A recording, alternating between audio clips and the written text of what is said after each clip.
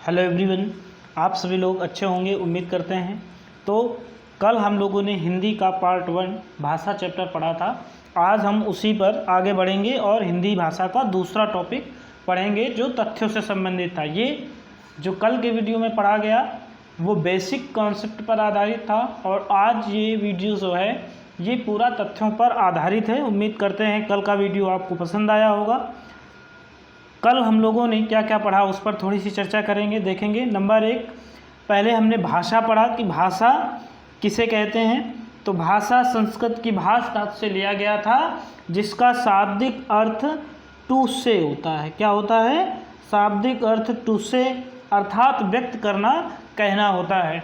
मनुष्य द्वारा भावों विचारों को व्यक्त करने के लिए जो भी माध्यम अपनाया जाता है उसी माध्यम को हम लोग भाषा कहते हैं। क्लियर हो गया? मनुष्य द्वारा व्यक्त किए गए विचारों भावों के माध्यम को भाषा कहते हैं। क्लियर हो गई। फिर दूसरा पॉइंट से भाषा के प्रकार, कितने तरीके से, कितने माध्यम हैं व्यक्ति के विचारों को व्यक्त करने के। तो कुल 3 तरीके बताए गए थे आपको व्यक्त करने के। कितने तरीके बताए गए? 3 तरीके आपको बताए गए थे। कौन कौन से थे? तो एक है आपका सांकेतिक, लिखित और मौखिक। तो भाषा के 3 प्रकार आपको बताए गए थे। सांकेतिक तरीका, संकेत के द्वारा, जैसे बच्चे अपनी बात बताते हैं, गूंगा व्यक्ति अपनी बात को बताता है, ब्रेल लिपि। तो ये सांकेत। इसके बाद आते हैं लिखित। लिखित भाषा आप अच्छी तरीके से जान रहे हैं, जो आपके सामने प्रेजेंट है ये भी एक लिखित भाषा का ही उदाहरण है। और जो वॉइस सुनाई दे रही है आपको आवाज़, ये मौखिक भाषा का उदाहरण है। भाषा के विविध रूप। भाषा के विविध रूप में हमने बताया था कि किसी भी देश, स्थान, काल में भाषा के 3 रूप देखने को मिलते हैं। कितने रूप मिलते हैं देखने को? 3 रूप सदैव देखने को मिलते हैं हमें। तो उसी का वर्णन किया गया है। 3 रूप थे। कौन कौन से? बोली, परिनिष्ठित भाषा और मानक भाषा की। फिर अगला टॉपिक पढ़ा गया था कल, भाषा की प्रकृति, नेचर ऑफ लैंग्वेज। भाषा की प्रकृति में काफ़ी डिटेल से बताया गया था कि भाषा अर्जित और परंपरागत दोनों प्रकार की होती है। ये पॉइंट्स आपको मिलेगा, कई बार ऑप्शन में आ चुका है। इसकी डिटेल के लिए आप कल का वीडियो देख सकते हैं। वीडियो अच्छी लगे तो दोस्तों को शेयर कर सकते हैं, लाइक करिए और अधिक से अधिक शेयर करिए। किसी भी देश में भाषा का प्रसार, किस देश में भाषा का प्रसार, इसका वर्णन किया गया था। और वो 3 तरीकों से ही संपन्न होता है, बोलियाँ, परिनिष्ठित भाषा और राष्ट्रभाषा। ये कल के वीडियो में इतना बताया गया था आपको। राष्ट्रभाषा के बाद राजभाषा। मानक भाषा को ही हम लोग परिनिष्ठित भाषा कहते हैं। ये बात आप याद रखिएगा। व्याकरण से नियंत्रित भाषा ही हमारी परिनिष्ठित भाषा होती है और उसी हम मानक भाषा भी कहते हैं। राष्ट्रभाषा, किसी देश में अधिकांश लोगों द्वारा प्रचलित भाषा को ही राष्ट्रभाषा कहते हैं, जबकि जिस भाषा में सरकारी कार्यकाज संपन्न किए जाते हैं उस भाषा को राजभाषा कहते हैं। यही तक हम लोगों ने कल भाषा पर चर्चा हुई थी कि भाषा, मातृभाषा, बच्चा जो अपनी माँ से, परिवार से सीखता है वह भाषा उसकी मातृभाषा होती है। प्रादेशिक भाषा, प्रदेश की भाषा, प्रादेशिक भाषा। 2 से अधिक राष्ट्रों में जब कोई भाषा किसी देश में बोली जाती है तो वह भाषा अंतर्राष्ट्रीय भाषा कहलाती है। जैसे अंग्रेजी, आज इसने अंतर्राष्ट्रीय भाषा का स्थान प्राप्त कर लिया है क्योंकि इसने लगभग हर देशों में बोली जा रही है। तो यहाँ तक हम लोगों ने कल पढ़ा था, यहाँ तक। अब प्रश्न उठता है राजभाषा और राष्ट्रभाषा से। कहाँ से उठता है? राजभाषा और राष्ट्रभाषा से प्रश्न उठता है कि राजभाषा और राष्ट्रभाषा कि क्या भारत में हिंदी को राष्ट्रभाषा का दर्जा प्राप्त है या नहीं, कि राजभाषा का दर्जा प्राप्त है। अगर प्रश्न ये बने कि हिंदी भारत की राजभाषा है, हिंदी भाषा है, ऑप्शन प्रश्न बन गया कि हिंदी भाषा है और ऑप्शन ए में राष्ट्रभाषा और ऑप्शन बी राजभाषा आ जाए तो हम लोग दोनों को सही करेंगे। एक ऑप्शन मिलेगा सी, ए और बी दोनों होगा।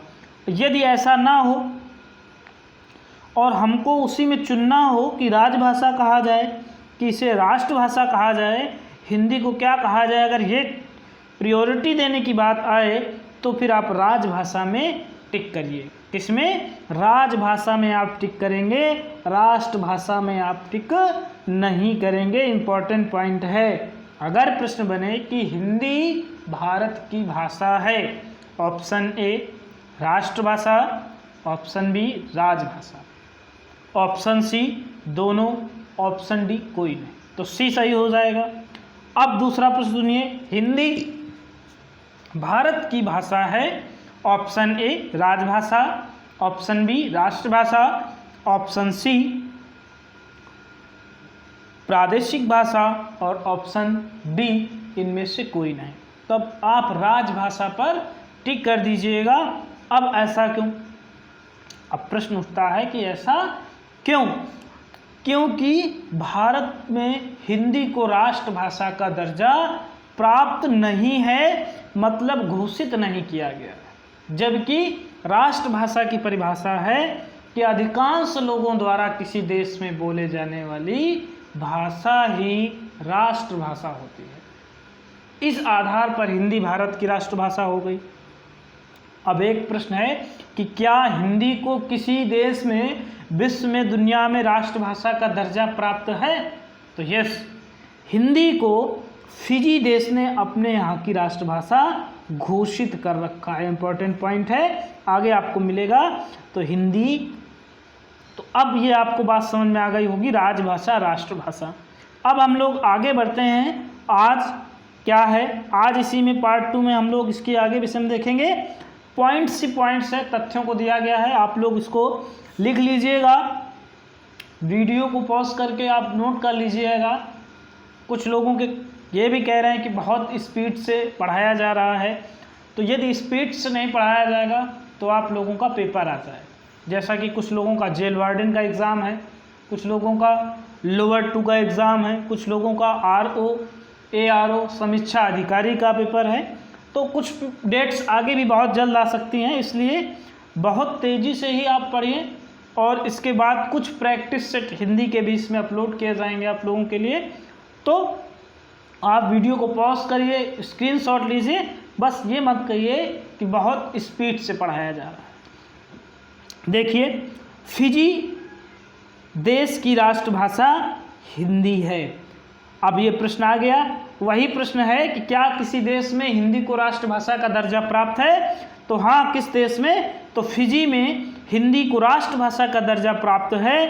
फिजी देश की राजधानी सुआ और मुद्रा यहाँ की डॉलर है। तो क्या भारत से बाहर भी हिंदी बोली जाती है? यस। अगला ही पॉइंट है, मॉरिशस में हिंदी बोलने वालों की अधिकता है। मॉरिशस, दक्षिण अफ्रीका, ब्राज़ील, त्रिनिदाद टोबैगो, ऐसे बहुत सारे देश हैं जहाँ पर भारत के अतिरिक्त भी हिंदी बोली जाती है। भारतीय उपमहाद्वीप को छोड़कर, भारतीय उपमहाद्वीप को छोड़कर, अब मैं ये प्रश्न आप लोगों के लिए छोड़ देता हूँ कि भारतीय उपमहाद्वीप में कौन से देश आते हैं? कुछ आप भी मेहनत करिए, 8 देश आते हैं। भूगोल की बुक उठाइए, उसमें देखिए, या भारत का मैप देखिए, आपको मिल जाएगा कि भारतीय उपमहाद्वीप में कौन सी भाषाएं आती हैं। उसको छोड़कर, उस महाद्वीप को छोड़कर, तो मॉरिशस में हिंदी बोलने वालों की अधिकता है। ये प्रश्न कई बार पूछा जा चुका है, तो आप इसको बिल्कुल राइट डाउन करिएगा। अगला प्रश्न है, ये भी बड़ा इंपॉर्टेंट है, कई बार प्रश्न में पूछा जा चुका है कि सिंगापुर में भोजपुरी बोलने वालों की अधिकता है। सिंगापुर और जापान एशिया के 2 विकसित देश हैं। एशिया में केवल 2 ही विकसित देश हैं, एक आपका सिंगापुर है, दूसरा आपका जापान है। और सिंगापुर में भोजपुरी बोलने वालों की अधिकता है, और भारत में भोजपुरी बोलने वालों की अधिकता कहाँ पर है? तो यूपी के पूर्वोत्तर क्षेत्र या बिहार क्षेत्र में भोजपुरी बोलने वालों की अधिकता है। भोजपुरी को भारत में संवैधानिक दर्जा नहीं प्राप्त है। एक पॉइंट ये भी है इम्पोर्टेंट, तो ये भी आप याद रखिएगा कि भोजपुरी को भारत में संवैधानिक दर्जा नहीं प्राप्त है। अगला पॉइंट्स लेते हैं। अगला पॉइंट्स है, दक्षिण अफ्रीका, मॉरिशस, सेशल्स, त्रिनिदाद एवं टोबैगो, ब्राज़ील आदि देश, सिंगापुर में भी बोली जाती है लेकिन भोजपुरी से कम। आदि देशों में भी हिंदी बोली जाती है, फिजी में भी आपकी बोली जाती है। तो इतने पॉइंट्स भी आपको, ये पॉइंट्स भी आपको याद रखने हैं, इम्पोर्टेंट हैं, कई बार एग्ज़ाम में आ चुके हैं। तो ये सारे पॉइंट्स आपको लिखने हैं, नोट करने हैं, स्क्रीनशॉट ले लीजिए, वीडियो को शेयर करिए। अगला है विश्व में हिंदी बोलने के आधार पर विश्व में हिंदी का जो स्थान है वो तीसरा स्थान है। कौन सा स्थान मिला हुआ है हिंदी को? तो हिंदी को तीसरा स्थान प्राप्त है। तो सर्वाधिक बोले जाने वाली भाषा भी होगी, तो सर्वाधिक बोले जाने वाली भाषा चीन की भाषा मंदारिन है। कौन सी है? मंदारिन है, ये चीनी भाषा है, इसके बाद अंग्रेजी है और तीसरे नंबर में हिंदी को स्थान प्राप्त है। एक सर्वे और आया है कि यदि भारत में सभी भारतीय हिंदी बोलने लगे तो हिंदी को प्रथम स्थान प्राप्त हो जाएगा, पर ऐसा नहीं है। कुछ हमारे राज्य हैं जैसे नागालैंड है, यहाँ पर अंग्रेजी बोली जाती है।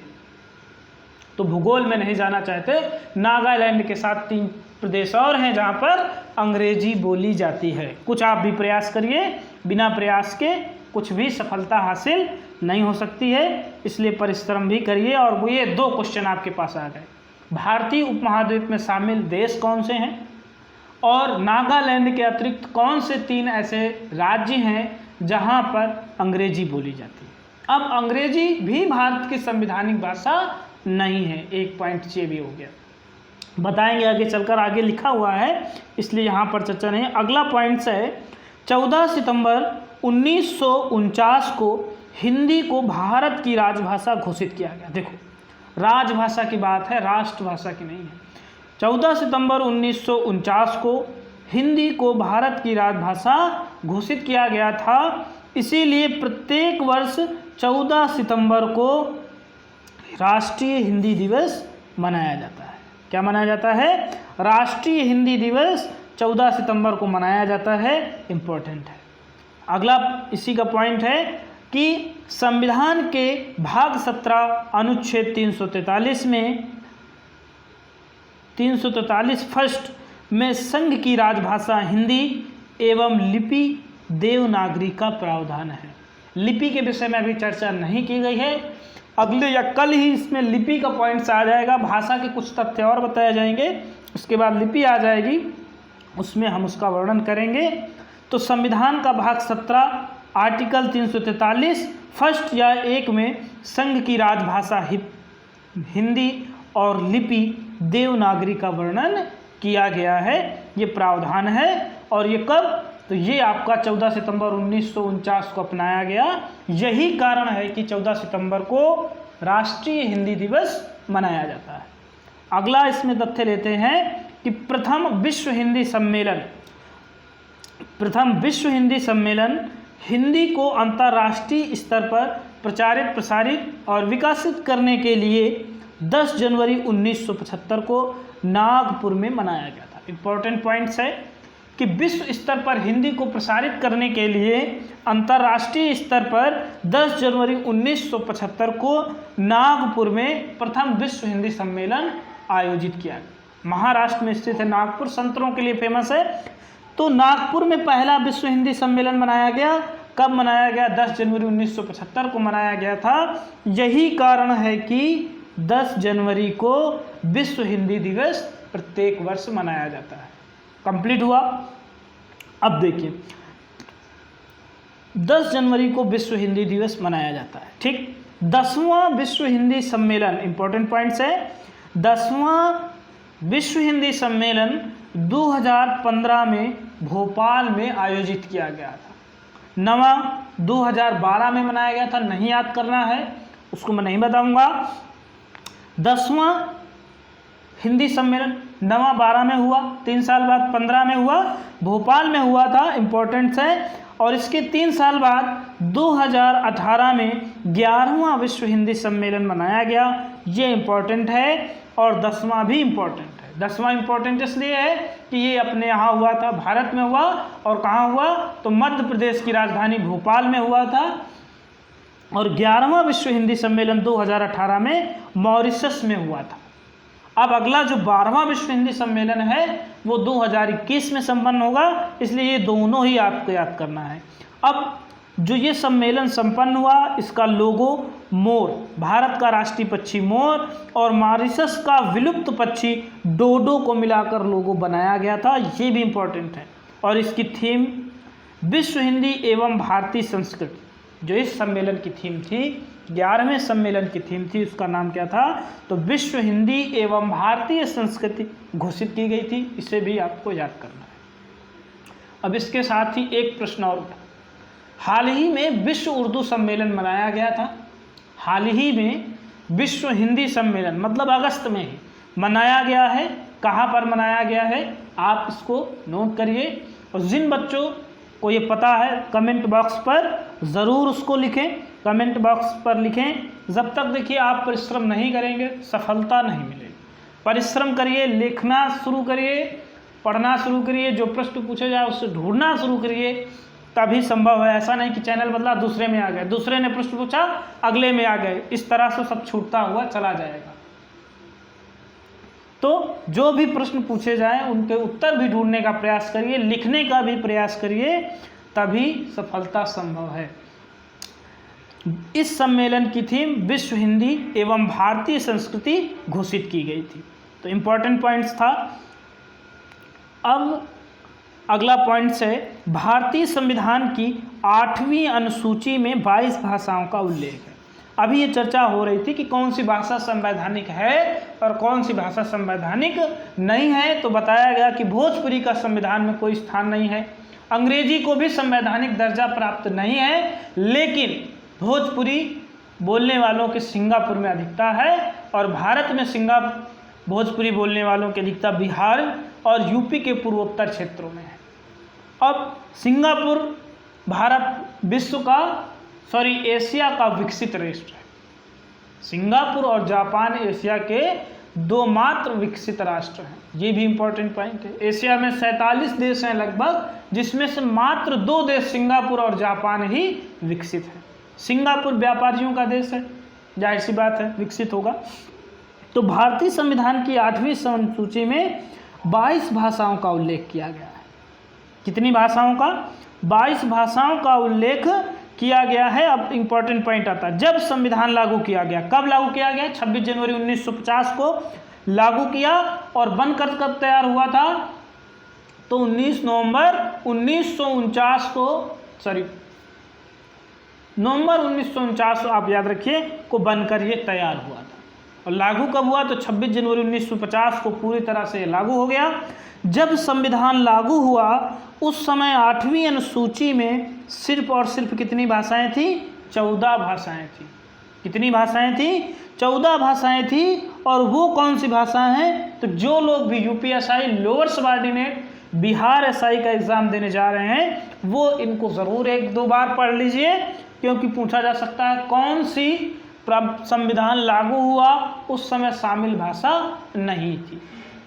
तो ये 1-2 बार आप पढ़ लीजिए, बड़ी आसान है। असमिया, बांग्ला, गुजराती, हिंदी, कन्नड़, कश्मीरी, मलयालम, मराठी, ओड़िया की जगह हम ओड़िया पढ़ेंगे इसे, ये उड़ीसा की भाषा है ओड़िया थी, पंजाबी, संस्कृत, तमिल, तेलुगु और उर्दू। ये 14 भाषाएं जब प्रारंभ में संविधान लागू हुआ उस समय इनको शामिल किया गया था। कौन कौन सी हैं? असमिया, बांग्ला, गुजराती, हिंदी, कन्नड़, कश्मीरी, मलयालम, मराठी, उड़िया, पंजाबी, संस्कृत, तमिल, तेलुगु और उर्दू। तो यही मात्र 14 भाषाएं थी। तो 14 और 8 22 हो रही हैं। तो इसका मतलब 8 भाषाएं बाद में संविधान में जोड़ी गई होंगी।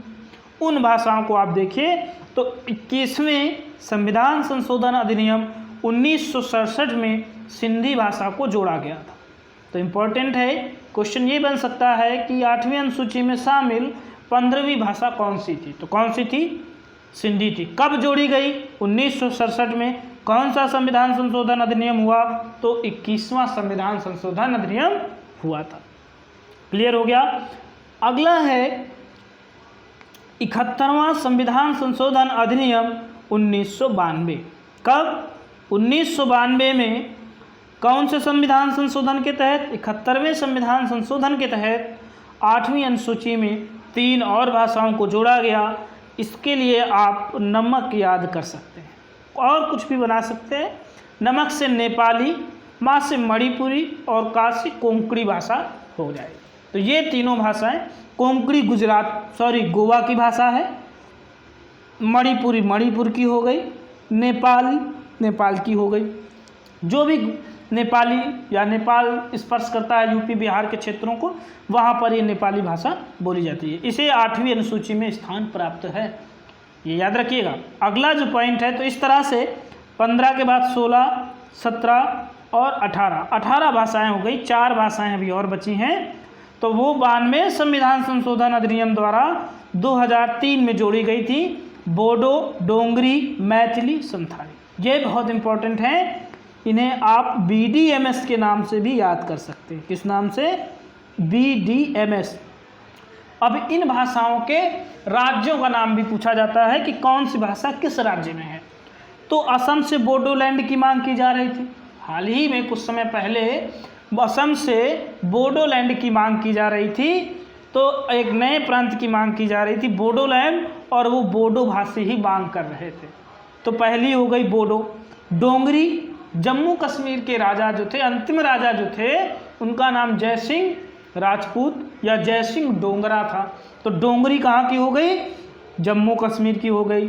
मैथिली, मैथिलपति, कोकिलपति बिहार की है। मैथिली कहाँ की है? बिहार की है। और संथाली जनजाति झारखंड में पाई जाती है, छत्तीसगढ़ में पाई जाती है। तो ये संथाली भाषा भी आपकी कहाँ की है? झारखंड की।